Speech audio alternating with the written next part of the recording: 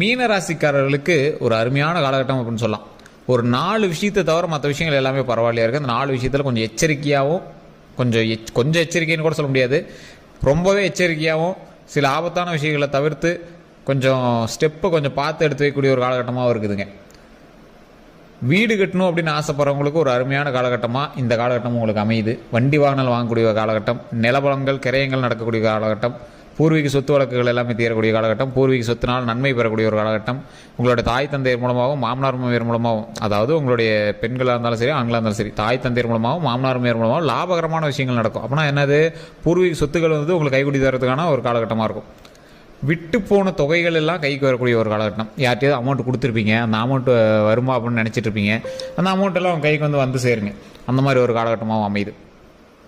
பூர்வீக சொத்து வழக்குகள்லேருந்து கொஞ்சம் விடுவிக்கிறதுக்கான ஒரு நேரம் அப்படின்னு சொல்லலாம். அது ஒரு சிலருக்கு பாசிட்டிவாகவும் ஒரு சிலருக்கு அப்படியே உல்ட்டாவாகவும் இருக்குது இந்த மீனராசிக்கார். அது ஏன் சார் ஒரு சிலருக்கு நல்லதாகவும் ஒரு சிலருக்கு இப்படி அமையுது அப்படின்னா, தசாபுத்தியினுடைய வேறுபாடுகள் படி உங்களுடைய கட்டங்களினுடைய அசைவுகளின் படி அது நடக்குதுங்க.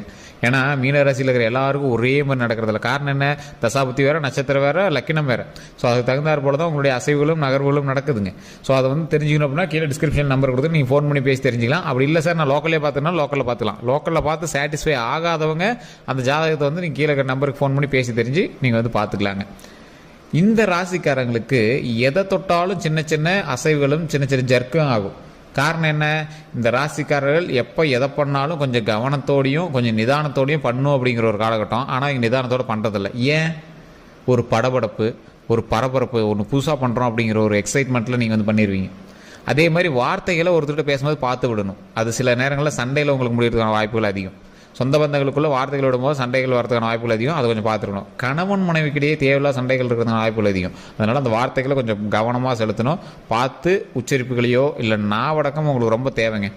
அதை நீங்கள் நல்லா வச்சுக்கோங்க. கணவன் மனைவிக்காக இருந்தாலும் சரி, வெளியே இருக்கிற இடத்துலையும் இருந்தாலும் சரி. கோவத்தை கொஞ்சம் கண்ட்ரோல் பண்ண வேண்டிய நேரம். உங்களை அவ்வளோ சீக்கிரம் சொல்லி புரிய வைக்க முடியாது.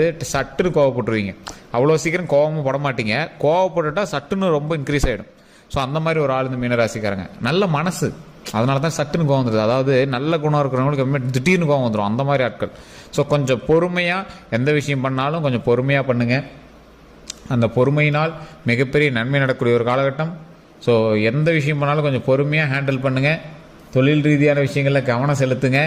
தொழில் ரீதியான விஷயங்களில் உங்களை வந்து ஓரளவுக்கு ஷேக் பண்ணக்கூடிய ஆட்கள் நிறையாவே இருப்பாங்க. உங்களுடைய எதிரிகள் கொஞ்சம் அதிகமாக இருப்பாங்க. அந்த எதிரிகள்கிட்ட கொஞ்சம் பார்த்துருக்கிறதுக்கான காலகட்டம். கொஞ்சம் பொறுமையாகவே ஹேண்டில் பண்ணுங்கள். அந்த விஷயத்தில் மட்டும் கொஞ்சம் ரொம்ப ஜாக்கிரதை தேவை. தொழில் ரீதியான விஷயங்களில் உங்களுடைய கூட வேலை செய்கிறவங்களா இருக்கட்டும் சரி, உங்கள் கீழே வேலை செய்கிறவங்களா இருக்கட்டும் சரி, இல்லை சக தொழிலாளர்களாக இருக்கட்டும் சரி, இல்லை உங்களை போலவே வேலை செஞ்சுட்டு இருக்கிற வெளியூர் ஆள், அவர்கிட்ட அப்பப்போ லிங்கில் தான் இருக்கீங்க அப்படின்னா அதெல்லாம் கொஞ்சம் பார்த்து சரிவர பார்த்துட்டு இருக்க வேண்டிய காலகட்டம். இந்த ராசிக்காரர்கள் எதை செய்தாலும் கொஞ்சம் பக்குவமாக பொறுமையாக பண்ணீங்க அப்படின்னா அப்படியே ஒரு டாப் டக்கர் லைஃப் வந்துடுங்க. ராசிக்காரர்களையே ஒரு முக்கியமான ராசி இந்த மீன ராசி தான். கடவுளினுடைய அனுகிரகம் கொண்ட ராசி இந்த மீனராசி. தொழிலில் வந்து ஒரு ரூபாயை போட்டு 100 ரூபா எடுப்பாங்கல்ல, அந்த மாதிரி ஆட்கள் யார் அதிகம் அப்படின்னா அந்த மீனராசி தான் அதிகம். பணமே போடாமல் கூட சம்பாதிக்கிறதுனா ஐடியாஸ் நிறையா வச்சுருப்பாங்க. இவர்களுக்கு செட் ஆகுதுலேயே வேற எங்களுக்கு இங்கே சொல்கிற ஐடியா பயங்கரமாக செட் ஆகும். வேணா அந்த மீனராசியோட நண்பர்கள்ட்ட கேட்டு பாருங்க, அவன் சும்மா தான் இருக்கான் ஆனால் அவன் சொல்கிற ஐடியா பயங்கரமாக செட் ஆகுது அப்படிங்கிற மாதிரி இருப்பாங்க. இந்த ராசிக்காரர்களுக்கு ஒரு ஏக மனது அப்படின்னு சொல்லுவாங்க. ஏக மனது அப்படின்னா எதை பண்ணாலும் ஒரு விரிவாக பண்ணலாம். ஒருத்தர் யாருக்கா ஒருத்தர் வந்து திருமணம் செய்கிறாங்க அப்படின்னா விரிவாக பண்ணலாம், பெருசாக பண்ணலாம், அதை ஒரு வேறு மாதிரி ஹைலைட்டாக பண்ணலாம் அப்படின்னு ஒரு வித்தியாசமான நோக்கத்தில் அணுகுவாங்க. எந்த அளவுக்கு அந்தளவுக்கு யோசிக்கிறாங்களோ அந்தளவுக்கு கொஞ்சம் கஞ்சமும் அதிகம். இந்த விஷயத்தில் கொஞ்சம் பார்த்து பண்ணால் பரவாயில்லையே சார், யார்கிட்ட தான் சார் கஞ்சம் இல்லை, எங்களை மட்டும் இப்படி சொல்கிறீங்க அப்படின்னு கேட்பீங்க. மற்றவர்களை விட சிக்கனமாக செய்வதில் மீனராசிக்காரர்கள் ஒரு மிகப்பெரிய ஒரு ஹைலைட்டான பர்சன் அப்படின்னு சொல்லலாம். வித்தியாசமாக யோசிப்பாங்க. இதை இப்படி பண்ணால் 100 ரூபா கம்மியாகும், அப்படி பண்ணு, ஆனால் அது பார்க்குறதுக்கு பெருசாக தெரியும், 100 ரூபா கம்மியாகும். அந்த மாதிரி ஒரு ப்ளஸ் பாயிண்ட்டாக யோசிப்பாங்க. இவங்க யோசனை யாருக்கு வராது, இவங்களுடைய கோபமும் யாருக்கு வராது, இவங்களுடைய அறிவுத்திறனும் யாருக்கு வராது, இவங்க பேசக்கூடிய பழகக்கூடிய விதமும் குணமும் யாருக்குமே வராது. அந்த அளவுக்கு ஒரு வித்தியாசமான ஆள் இந்த மீனராசிக்காரர்கள். இவங்ககிட்ட முன்னாடி நின்னே பேச முடியாது சார், பயங்கரமாக பாயிண்ட் வச்சுருப்பாங்க. அது மட்டும் இல்லாமல் இவங்க வந்து சொல்கிறத கேட்க மாட்டாங்க, காது கொடுத்து கேட்க மாட்டாங்க. அது காதில் வாங்குவாங்க, ஆனால் பதில் பேச்சு அவங்களுக்கு அவங்க கேட்குற பதிலுக்கு, அவங்க கேட்குற கொஷினுக்கான பதில் வராது, வேறு மாதிரி பதில் வரும். ஆனால் இந்த பதில் வந்து அவங்களுக்கு சாட்டிஸ்ஃபை ஆகுதோ இல்லையா, அவங்க அமைதியாக போயிடுவாங்க. அந்த மாதிரி வந்து உங்களோட பதில்கள் இருக்கும், பேச்சுக்கள் இருக்கும். ஒரு வினோதமான ராசி.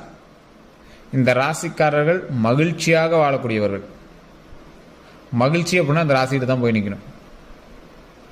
இந்த ராசிக்கு வினோதமான ஒரு பழக்கமும் இருக்குது. இந்த ராசிக்காரர்கள், இந்த மீனராசிக்காரர்கள் எப்பவுமே என்ன பண்ணுவாங்க அப்படின்னா, இவங்களுக்கு ஒரு கேரக்டரிஸ்டிக்ஸ் ஒன்று இருக்கும், ஒரு பழக்கவழக்கம். ஒன்றே தலையை சொறிகிறதோ இல்லை ஏதோ ஒரு விஷயம் வந்து உங்களுக்கு தனியாக மேனரிசம் மாதிரி இருக்கும். இவர் இந்த கலர் சட்டை மட்டும் தான் சார் போடுவார், இவர் எப்பயுமே இந்த மாதிரி முடிக்கிட்ட இப்படி பண்ணுவார் சார், இப்படி பண்ணுவார் சார் அப்படிங்கிற மாதிரி ஏதோ ஒரு மேனரிசம் உங்களை வச்சு குறிப்பாங்க. அதே மாதிரி இந்த மீனராசிக்காரர்களுக்கு தோல் சம்மந்தப்பட்ட வியாதிகள் கொஞ்சம் கொஞ்சம் இருக்கத்தான் செய்யும். அது கொஞ்சம் பொறுமையாக தான் சரியாகும். மருவோ, தேம்பலோ, அலர்ஜியோ, ஸ்கின் சம்மந்தப்பட்ட விஷயங்களும் கொஞ்சம் இருக்கத்தான் செய்யும். தற்போதைய நிலைமையில் இந்த மீனராசி உடல் ரீதியான விஷயத்தில் கொஞ்சம் கவனமாக இருக்கணும் சார். தலையிலேருந்து கால் வரைக்கும் உங்களுக்கு ஒரு மாதிரி இருக்கும். என்ன சார் உடம்பு ஃபுல்லாக சொல்கிறீங்க? ஆமாம் சார், இந்த மீனராசியை பொறுத்த வரைக்கும் என்ன பிரச்சனையே உங்களுக்கு தெரியாது, ஆனால் ஒரு மாதிரி இருக்கும்பீங்க. டாக்டர்கிட்ட போய் செக் பண்ணால் அதெல்லாம் ஒரு ப்ராப்ளம் இல்லை, நீங்கள் போங்கன்னு விடுவாங்க. கால் வலிக்குது அப்படிம்பீங்க, திடீர்னு தலை வலிக்குது, இல்லைனா கழுத்து வலிக்குதும்பீங்களா, முது வலிக்குதும்பீங்க. ஸோ இந்த மாதிரி ஏதோ ஒரு விஷயங்களை சொல்லுவீங்க, ஆனால் அது எல்லாமே சரியாயிடும், பெரிய இஷ்யூஸ்லாம் இல்லை. ஆனால் அது போய் டாக்டர்கிட்ட எதுனே தெரியல, இதெல்லாம் நார்மலாக தான் சார் இருக்குது, உங்களுக்கு ஸ்கேனே பண்ணி சார் நார்மலாக தான், இது ஒரு ப்ராப்ளம்லாம் கிளம்புங்க சார் அப்படின்னு போய் வீட்டில் போய் வேலையை பாருங்க சார், ரெகுலர் ஒர்க்கை பாருங்கன்னு விடுவாங்க. ஆனால் வலி உங்களுக்கு மட்டும் தான் தெரியும். அந்த மாதிரி விஷயங்கள்லாம் நீங்கள் வந்து கொஞ்சம் கவனமாக இருக்கணும். கால் சம்மந்தப்பட்டது, எலும்பு சம்மந்தப்பட்ட விஷயங்கள் உங்களுக்கு கொஞ்சம் ஜாக்கிரதையாக இருக்க வேண்டிய நேரம் தான். அதே போல் தூக்கமின்மையிலேருந்து கொஞ்சம் தப்பிச்சு வந்துருங்க. தூக்கமின்மை இருந்துச்சு அப்படின்னா சரி பண்ணிக்கோங்க. நல்லா தூங்கி எழுந்திருக்கணும், உடல் ஆரோக்கியமாக வச்சுக்கணும். செல்ஃபோன்ஸ்லாம் இருந்துச்சுன்னா தூக்கி தூர போட்டுட்டு நல்ல ஒரு மகிழ்ச்சியான ஒரு காலகட்டத்துக்காக நல்ல ஒரு யோகா பண்ணுங்கள். மைண்டை ஃப்ரீயாக வச்சுக்கோங்க. தேவையில்லாத டென்ஷனை மைண்டுக்குள்ளே கொண்டு வராதிங்க. மைண்டை ஃப்ரீயாக யோகாசனம் பண்ணுங்கள். தொழிலில் ஏதாவது பிரச்சனைகள் அப்படின்னாலும் அதை வீட்டுக்கும் தொழிலுக்கும் சம்மந்தப்படுத்தாதீங்க. அதை குடும்பத்தோடு வந்து லிங்க் பண்ணாதீங்க. குடும்பத்துக்கிட்ட பண விஷயங்களை பற்றி பேசாதீங்க. குடும்பத்துக்கிட்ட கொஞ்சம் வார்த்தைகளை பார்த்து விடுங்க. நட்போட்டாரங்கள்ட்ட கொஞ்சம் வார்த்தைகளை பார்த்து விடுங்க. சில வார்த்தைகளால் உங்களுக்கு பிரச்சனை வரதுக்கான வாய்ப்புகள் கொஞ்சம் அதிகமாகவே இருக்குது. ஸோ அப்போ அந்த வார்த்தைகளில் கொஞ்சம் கவனமாக இருந்துக்கோங்க. கொஞ்சம் பெரிய ஆளுங்க, அரசியல்வாதிகளோ இல்லை ஏதோ ஒரு பெரிய ஆளுங்கிட்ட தேவையில்லாத வம்போலக்கள் உங்களுக்கு வரதுக்கான வாய்ப்புகள் அதிகம். ஆள் கொஞ்சம் பெரிய ஆளாக இருப்பான். நீங்கள் போய் தேவையில்லாத ஏதோ ஒரு வேறு ஒரு ஒர்க்குக்கு போவீங்க. அதனால் தேவையில்லாத ஒரு வார்த்தையை விட்டு அதை நீங்கள் வந்து மாற்றுற நேரம். ஸோ அந்த இடத்துல கொஞ்சம் கவனம் தேவை. ஸோ இந்த ராசிக்காரர்கள் எப்பொழுதும் பொறுமையாக சில விஷயங்களை செய்தால் நன்மை நடக்கும். அந்த பொறுமை எதை நோக்கி இருக்கணும்? அந்த பொறுமை உங்களுடைய ஒவ்வொரு நடவடிக்கையும் நோக்கி கொஞ்சம் பொறுமையாகவே நீங்கள் செஞ்சீங்க அப்படின்னா உங்களுடைய வளர்ச்சிக்கு அது மிகப்பெரிய படிக்கட்டாக அமையும். பொறுமை மட்டும் இல்லை அப்படின்னா உங்களை சீக்கிரம் வந்து சரிக்கிறதுக்கான நேரம் வந்து அதிகம். உங்களை சுற்றி உங்களோட சொந்த பந்தங்களே உங்களுக்கு வந்து நிறைய பேர் கொஞ்சம் உங்களை டவுன் பண்ணுறது தான் காத்துட்ருக்காங்க. ஸோ அந்த சொந்த பந்தங்கள்கிட்டருந்து நீங்கள் தப்பிக்கிறதே பெரிய விஷயம். அதை கொஞ்சம் உங்களுடைய கந்திஷ்டி பார்வைகள்லாம் கொஞ்சம் சரி பண்ணிக்கிட்டு நீங்கள் தொழிலோ அல்லது வீடு கட்டுறதோ எல்லாம் பண்ணிங்க அப்படின்னா ஆட்டோமேட்டிக்காக அமையும். இப்போ உங்களோட பாயிண்ட்டுக்கு வரேன். தொழில் செய்யணும் அப்படின்னு ஆசைப்படுறவங்க புது தொழில்கள் அமைக்கிறீங்க அப்படின்னா அதீத முதலீடுகள் போடக்கூடாது. இந்த சமயத்தில் கூட்டு தொழில்கள் ஆகவே ஆகாது. உங்களுக்கு தற்போதைய நிலைமையில் கொஞ்ச நாள் கழித்து நீங்கள் வந்து ஜாதகம் பார்த்துரோட பண்ணிக்கலாம். தற்போதைய நிலைமையில் கூட்டு தொழில்கள் ஆகாது. ஏற்கனவே கூட்டு தொழில் பண்ணிட்டுருக்கீங்க அப்படின்னா சின்ன சின்ன பண பிரச்சனைகள் வரதுக்கான வாய்ப்புகள் அதிகம். அதே மாதிரி நிலபலன்கள் வாங்குறதுக்கான காலகட்டம், வீடு கட்டுவதற்கான ஒரு நேரம் அமையுது. அது உங்களுடைய தனிப்பட்ட ஜாதகத்தோட்டையும் செக் பண்ணிட்டு தான் வீடு கட்டக்கூடிய யோகம் இப்போ இருந்தால் உங்களுக்கு வந்து நீங்கள் ஸ்டெப் எடுக்கலாம். கடன் வாங்கி கட்டினீங்க அப்படின்னாலும் ஆட்டோமேட்டிக்காக அமையும். ஆனால் அது உங்களோட தனிப்பட்ட ஜாதகத்தை வச்சு ஒரு டைம் செக் பண்ணிக்கோங்க. யோகம் இப்போ உங்களுக்கு இருக்குதா அப்படின்னு செக் பண்ணிக்கோங்க. வண்டி வாகனம் வாங்குறதுக்கான காலகட்டம் நல்லா அமையுது, ஒன்றும் பிரச்சனை இல்லை. திருமணத்திற்கான வாய்ப்புகள் உங்களுக்கு வாய்ப்புகள் அதிகமாகவே இருக்குது.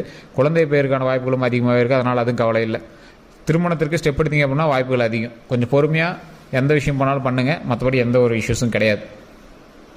இந்த ராசிக்காரர்கள் டாக்குமெண்ட் சம்மந்தப்பட்ட விஷயத்தில் கொஞ்சம் எச்சரிக்கையாக இருங்க. பேர் மாற்றுறது, ஒரு பேன் கார்டுக்காவது நீங்கள் ஒரு எரர்னாவது சரி பண்ணியிருப்பீங்க, ஆதாராவது ஒரு நம்பராவது லிங்க் பண்ணியிருப்பீங்க. இந்த காலகட்டத்தில் மீனராசி டாக்குமெண்ட்டில் பேர் மாற்றுறது, பட்டாவில் பேர் மாற்றுறது, பத்திரத்தில் பேர் மாற்றுறது, இந்த மாதிரி நிறைய விஷயங்கள் வந்து உங்களோட இதில் போயிட்டுருக்கு. அதை மட்டும் கொஞ்சம் எச்சரிக்கையாக பண்ணுங்கள். மற்றபடி எந்த ஒரு இஷ்யூஸும் கிடையாது. இந்த ராசிக்காரர்கள் குலதெய்வ வழிபாடு பண்ணியே ஆகணும். அதே மாதிரி எந்த கோயிலுக்கு போனீங்க அப்படின்னாலும் துர்க்கை அம்மன் இருப்பாங்க. துர்க்கை அம்மன்கிட்ட வந்து 2 நெய் விளக்கேற்றி துர்க்கை அம்மன் வழிபாடு கண்டிப்பாக பண்ணுங்கள். அதனால் மிகப்பெரிய நன்மை காத்துட்ருக்கு. துர்க்கை அம்மன் வழிபாடுனால மிகப்பெரிய நன்மை அடைஞ்சவங்க நிறைய பேர் இருக்காங்க. ஸோ கண்டிப்பாக அதை ட்ரை பண்ணுங்கள். 2 நெய் விளக்கேற்றி அந்த துர்க்கை அம்மன்கிட்ட வழிபாடு பண்ணுங்கள். ரொம்ப ரொம்ப நல்லது. ஓம் துர்க்கை அம்மனை போற்றி, ஓம் துர்க்கை அம்மனை போற்றி, ஓம் துர்க்கை அம்மனை போற்றி அப்படின்னு மறக்காமல் 3 டைம் அந்த சுற்றி வரும்போதும் சரி, அல்லது நீங்கள் எப்போயாவது வீட்டில் ஃப்ரீயாக இருக்கும்போதும் சரி, இதை உச்சரிச்சிட்டே இருங்க. ரொம்ப ரொம்ப நல்லது. துர்க்கை அம்மன் வந்து எப்பவுமே ஒரு பக்கத்துலேயே இருந்து அதை வந்து ஹெல்ப் பண்ணுவாங்க. ரொம்ப நன்மை தருவாங்க. உடல் ஆரோக்கியத்தை அதிகப்படுத்தி கொடுப்பாங்க. உடல் நல்லபடியாக வச்சுக்காங்க. நீண்ட ஆயுள் கொடுப்பாங்க.